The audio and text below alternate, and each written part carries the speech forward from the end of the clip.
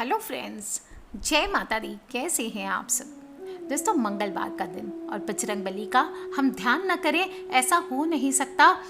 वीर हनुमाना अति बल पाना, राम नाम रसियो रे, प्रभु मन बसियो रे।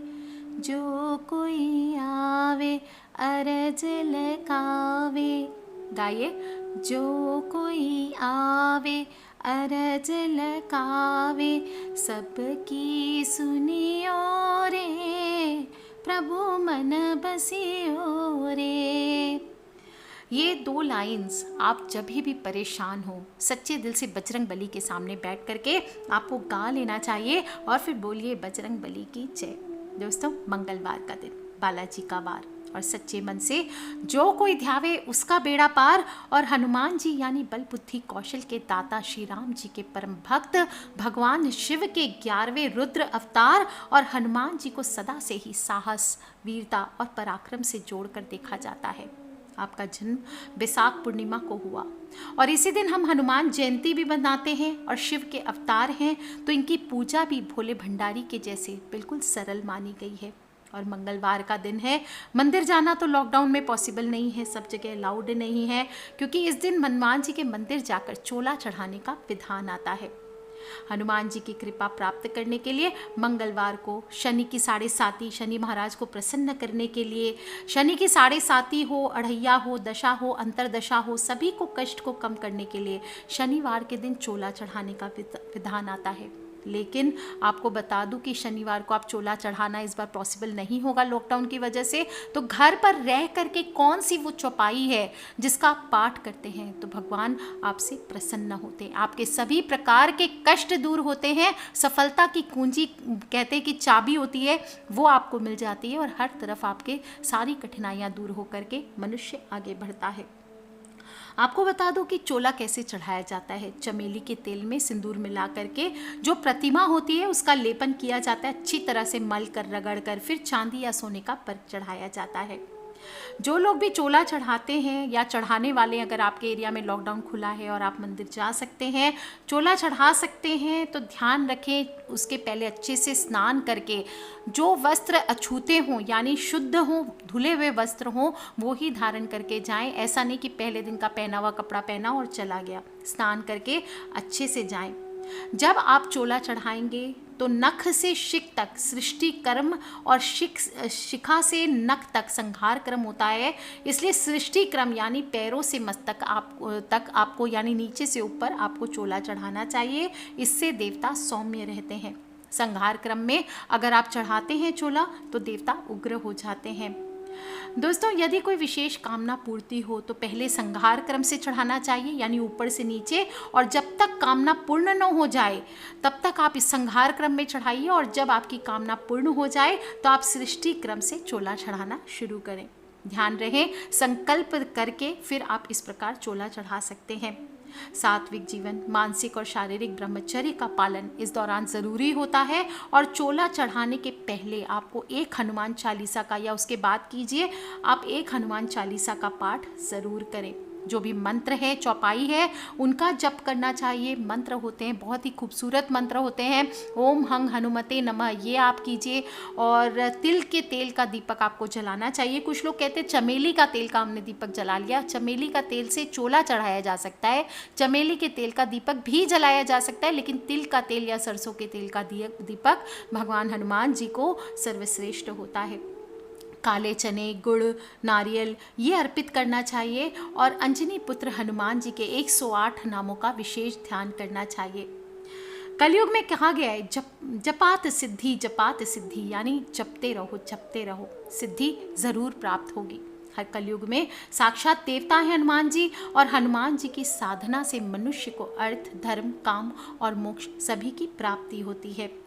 भगवान राम के सबसे बड़े भक्त हैं, दिन रात प्रभु की सेवा में लगे रहते हैं और अवश्य अपने भक्तों की पुकार सुनते हैं। इसलिए यदि आप चाहते हैं कि हनुमान जी को प्रसन्न करना तो रात के समय, इस बार आपको बताती हूँ, 5 चौपाई हैं, उनका गुप्त पाठ आपको ज़रूर करना चाहिए। बजरंग बली अवश्य आपकी पुकार सुनते हैं। यदि जीवन में किसी भी तरह की परेशानी आ रही है तो रात के समय स्नान करके 9 बजे के बाद कभी भी आप एक हनुमान चालीसा का पाठ करें। ध्यान रखें, ये पाठ आपको रोज़ सेम टाइम करना है। 9 बजे कर रहे हैं तो 9 बजे कीजिए, 10 बजे कर रहे हैं तो 10 बजे कीजिए। पाठ का समय आपको बदलना नहीं है और 21 दिन तक लगातार आपको ये पाठ ज़रूर करना है। अपना आसन भी एक ही रखें, सेम लाल कलर का, पीला कलर का, हल्के रंग का आसन आप लीजिए। ज़्यादा आपको ब्लू ब्लैक आसन नहीं लेना चाहिए। जो वस्त्र आप धारण करेंगे वो भी ब्लू ब्लैक नहीं होने चाहिए, इस बात का ध्यान रखें। और आप देखेंगे 21 दिन तक आप लगातार इस प्रकार से पाठ करते हैं तो आपकी सभी समस्याएं धीरे धीरे हल करने लगती है।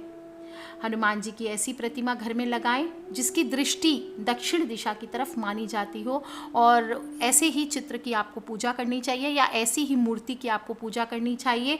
जो लोग भी नौकरी आदि के लिए करना चाहते हैं वो फ्लाइंग हनुमान जी यानी उड़ते हुए बजरंगबली की चित्र या मूर्ति आप रख सकते हैं।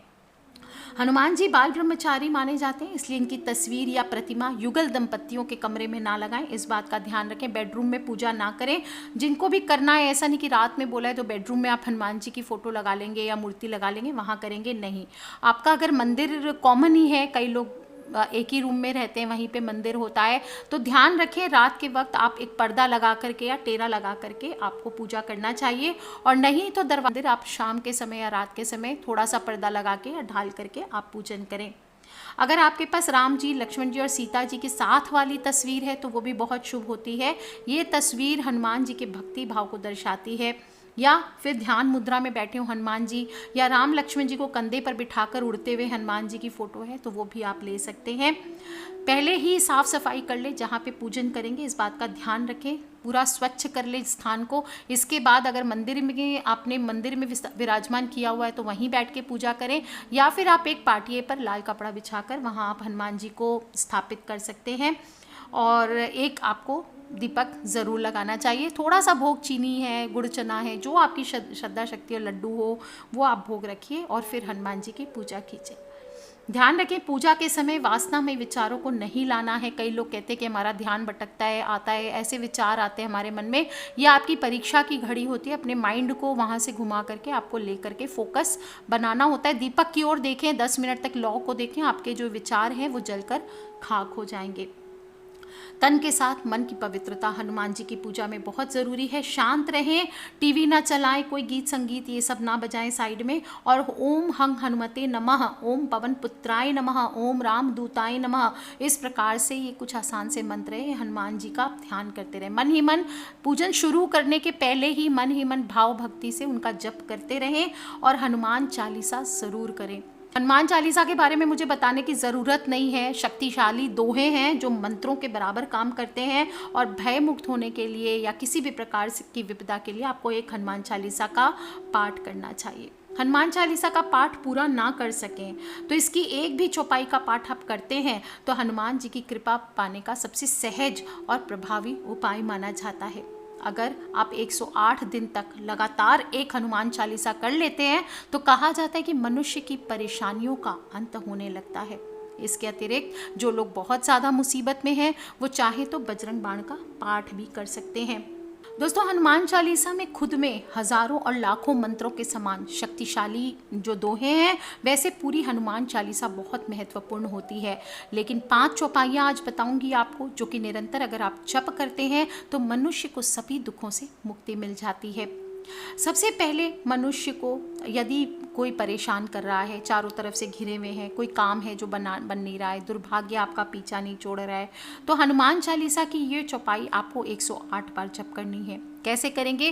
पहले आप ओम हनुमते नमः, ओम रामदूताय नमः इस प्रकार बोलते हुए सारी तैयारियां करेंगे। दीपक जलाएंगे, थोड़ा सा भोग और 1 लोटा जल हनुमान जी के सामने रखेंगे, फल फूल आपकी इच्छा हो चढ़ाइए और फिर आप चुपचाप वहाँ बैठ जाइए। जैसे अगर आप शत्रुओं से परेशान हैं, कोई भी काम में बाधा आ रही है, काम नहीं बनते हैं आपके, तो आपको 108 बार बोलना चाहिए, भीम रूप धरी असुर संहारे, रामचंद्र जी के काज सवारे। ये ध्यान रखें, मंगलवार हो, शनिवार हो, इस दिन खास कर आप अगर इस मंत्रों का जप करते हैं तो बहुत ही प्रभावशाली माने जाते हैं। इसके अलावा यदि किसी को विद्या चाहिए, किसी को धन चाहिए, बिजनेस नहीं चल रहा है, कामकाज में अड़चने ज़्यादा आ रही है, ऐसे में आपको बोलना चाहिए, विद्यावान गुणी अति चातुर, राम काज करिबे को आतुर। इसके जप से 108 बार अगर आप नियमित रूप से 108 दिन तक कर लेते हैं या 21 दिन तक भी करते हैं तो हनुमान जी का आशीर्वाद आपको प्राप्त होता है। विद्या और चतुराई को प्राप्त करने के लिए ये चौपाई रामबाण है। किसी किसी की बुद्धि कमज़ोर होती है, कोई बच्चा कमज़ोर होता है, उसको भी अगर आप रोज़ ये पढ़ाएंगे, विद्यावान गुणीयति चातुर राम काज करिबे को आतुर, ध्यानपूर्वक इसका जप करने से मनुष्य को जहाँ पे बुद्धि की बढ़ोतरी होती है वहीं धन आदि में संबंधित अगर दुख हो वो भी आपके जीवन से दूर हो जाते हैं। दोस्तों, हनुमान जी को अष्ट सिद्धि और 9 निधियों को देने वाला माना जाता है। ऐसा वरदान सीता मैया जी द्वारा इनको प्राप्त हुआ है। और जीवन में अगर आप चाहते हैं कि शक्तियाँ आपको प्राप्त हो जाए, आपके जीवन में धन की समस्या बहुत ज़्यादा बढ़ चुकी है, जीवन निर्वाह में मुश्किलों का सामना करना पड़ रहा है, तो आपको रोज़ शाम को 9 बजे के बाद रात के वक्त आपको इसका पाठ करना चाहिए। और या फिर आप ब्रह्म मुहूर्त में भी कर सकते हैं। इस मंत्र का जप आप आधा घंटा बैठ करके बिना गिनती किए जप कीजिए, इससे आपको ज़बरदस्त लाभ की प्राप्ति होती है। कौन सा मंत्र है? अष्ट सिद्धि नवनिधि के दाता असबर दीन नहीं जानकी माता। क्या बोलेंगे? अष्ट सिद्धि नवनिधि के दाता असबर दीन नहीं जानकी माता। दोस्तों, लॉकडाउन की स्थिति है, घर घर बीमारी, हर 10 घर के बाद कोई ना कोई बीमार, कोई ना कोई परेशान, इस प्रकार है। और जब एक बार किसी को रोग लग जाता है वहाँ पर फिर वो छूटना मुश्किल हो जाता है। तो जब हनुमान जी से हम विनती करते हैं तो हनुमान जी रोग नाशक हैं और इसीलिए इनके इस मंत्र का जप करना चाहिए। नासे रोग हरे सब पीड़ा, जो सुमिरे हनुमत बलबीरा। जय सिया राम, जय जय सिया राम, जय सिया राम, जय जय सिया राम। दोस्तों, यदि आपके घर पे कोई भी बीमारियों से घिरा है, कोई बहुत बड़ी बीमारी से भी ग्रसित है, तो निरंतर सुबह शाम 108 बार इस मंत्र का जप करें। खासकर मंगलवार के दिन करें, हनुमान जी की मूर्ति के सामने, तस्वीर के सामने बैठ करके करें और एक हनुमान चालीसा का पाठ अवश्य करें। आप बीमारी के लिए करेंगे तो आपको अवश्य करना चाहिए। इससे रोगों की पीड़ा बहुत जल्दी खत्म होती है। और हनुमान जी को तुलसी का भोग ज़रूर लगाएं इस मंत्र को बोलते समय। और फिर जो भी रोगी व्यक्ति है उसको तुलसी का पत्ता आपको दे देना चाहिए। नहीं खा सकते हैं तो थोड़े से जल में वो तुलसी को रख दीजिए और उसके बाद में उस जल को आप पेशेंट को पिला सकते हैं।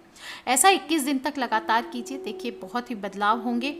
और यदि कोई इंसान डरता है, भय से परेशान है, बहुत ज़्यादा परेशान हो जाते हैं, तो आपको 108 बार शाम के समय बैठ के आपको करीब 6 बजे से 9 बजे के बीच में भूत पिशाच निकट नहीं आवे, महावीर जब नाम सुनावे, इसका जप करना चाहिए।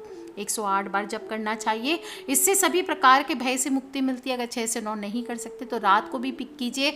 वैसे हनुमान चालीसा कुछ लोग कहते हैं कि नहीं इस समय ना पढ़े, इस समय ना पढ़े। आपको मैं बता दूं, हनुमान चालीसा हमेशा किसी भी वक्त पढ़ी जा सकती है, किसी भी अवस्था में पढ़ी जा सकती है। लेकिन जब आप कायदे से किसी भी तंत्र पूजा में करते हैं या फिर कोई मनोकामना पूर्ति के लिए करते हैं तो आपको नियमों का पालन करना चाहिए। पूरब या उत्तर दिशा की ओर मुख करके ही बैठ करके आपको पूजन करना चाहिए और राम जी का पहले ध्यान करें, इसके बाद हनुमान जी का ध्यान करना चाहिए। धूप दीप करना चाहिए और प्रसाद थोड़ा सा ज़रूर चढ़ाएं, आपको मैंने बताया है। और पूर्ण होने के बाद पूजा आपको क्षमा प्रार्थना ज़रूर करनी चाहिए। जो भी पूजा में भूल चूक हुई है उसके लिए हाथ जोड़कर विनती करें। मंत्रहीनम क्रियाहीनम भक्तिहीनम सुरेश्वरः यत् पूजितम मया देव परिपूर्णम तदस्तु मे आह्वानम न जानामि विसर्जनम पूजा चैव न जानामि क्षमस्व परमेश्वरम। अगर ये नहीं बोल सकते, सिर्फ हनुमान जी क्षमा करें, मेरी भूल चूक क्षमा करें। मुझे ना तो मंत्र आते हैं, ना कोई मुझे आते हैं तंत्र, ना मुझ अनाथ के अंदर में भक्ति है, फिर भी हे सुरेश्वर मैं आपका पूजन करता हूँ। हे देव मुझे क्षमा करें, मेरी गलतियों को क्षमा करें। मुझे किसी प्रकार का आवाहन नहीं आता, मुझे किसी प्रकार का विसर्जन नहीं आता। सच्चे दिल से आपकी पूजा कर रहा हूँ, इसे स्वीकार करें। जो आपकी इच्छा हो मंत्र बोल करके इस प्रकार से आपको प्रार्थना करनी चाहिए।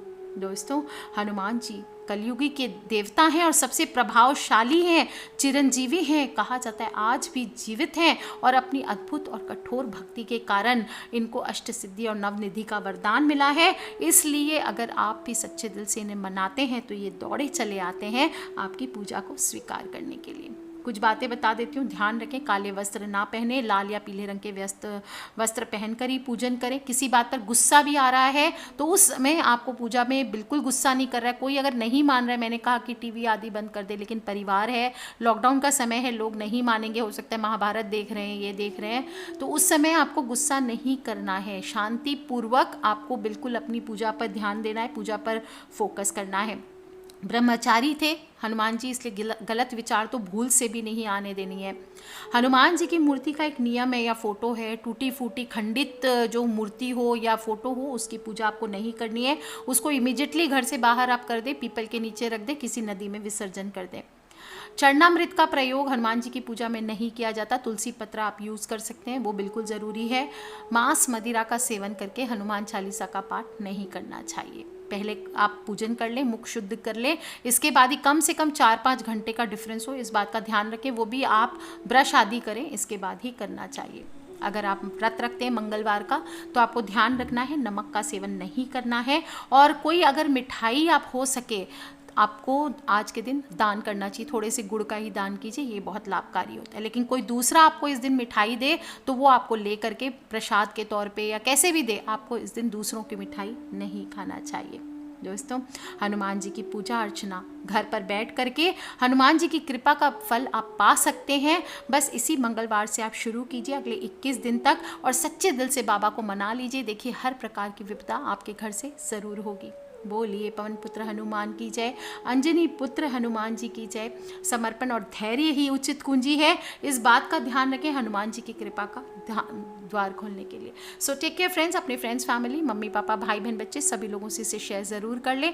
जो 5 चौपाइयाँ मैंने बताई है उनमें से कोई भी एक चौपाई का पाठ आप रोज कर सकते हैं। किसी भी प्रकार का प्रश्न हो इस बात का ध्यान रखें, आप मुझे इस वीडियो के नीचे लिख के पूछ सकते हो। और एक चीज़ हाँ ध्यान रखें, जब भी आप 21 दिन तक पूजा संपूर्ण कर लेंगे उसके बाद कम से कम आपको भोग लगा करके हनुमान जी को, अपनी मनोकामना आपकी पूर्ण हो गई तो हनुमान जी को भोग लगा करके प्रसाद के रूप में सभी को ज़रूर वितरण करना चाहिए।